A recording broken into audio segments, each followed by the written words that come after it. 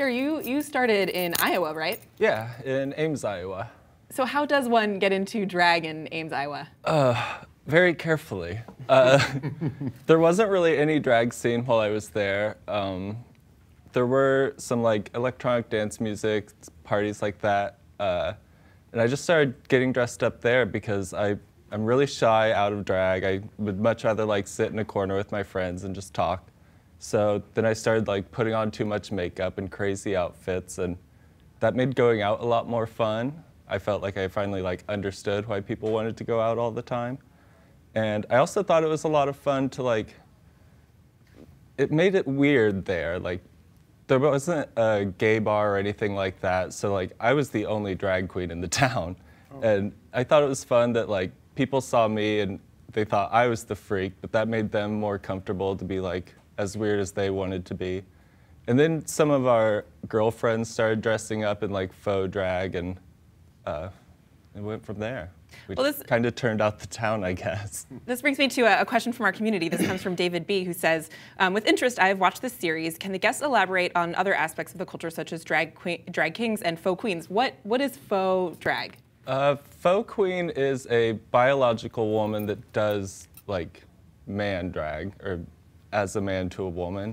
Like accentuate the eyes, make them bigger, lots of makeup, big cheeks, things like that.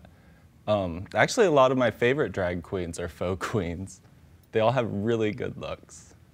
Well, going back to this whole idea of starting drag in Iowa, I certainly have the conception that there probably aren't a lot of drag queens or a lot of LGBT queer culture there.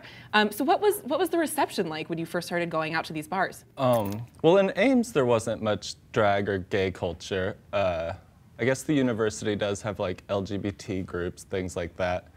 Des Moines has a lot more of a gay scene, and Iowa was actually one of the first places to have gay marriage. I've also heard that they have like the biggest gay pride. So it is a lot more progressive than even I believe it is. But in Ames, where I was actually from, there was no scene, and it was really weird. Like going out as a boy, I would wear like hammer pants and a muscle shirt and like skater shoes, and I had someone yell at me, cross-dressing's illegal in the state of Iowa. People would yell fag out their car windows every day. But then I would get in drag and they're just like speechless. No more yelling, no more insults. It was just like, oh my God, what is that thing? And I really liked that. Do you think it was because it was more shocking to them, or is it a way of perhaps wearing queerness in such an overt way that you have so much pride that maybe people don't feel necessarily like they can insult you or something to that effect? Probably a little bit of both. I think it was Lady Bunny said one time that like in New York there were a lot of gay bashings going on for a while, like it got kind of weird, and she said something along the lines of like, people that are going to do gay bashing just want to beat up someone that is gay. Like going out in a dress and a wig and all the makeup, like they don't relate to it as much, so they're not as like scared and not as offended by it.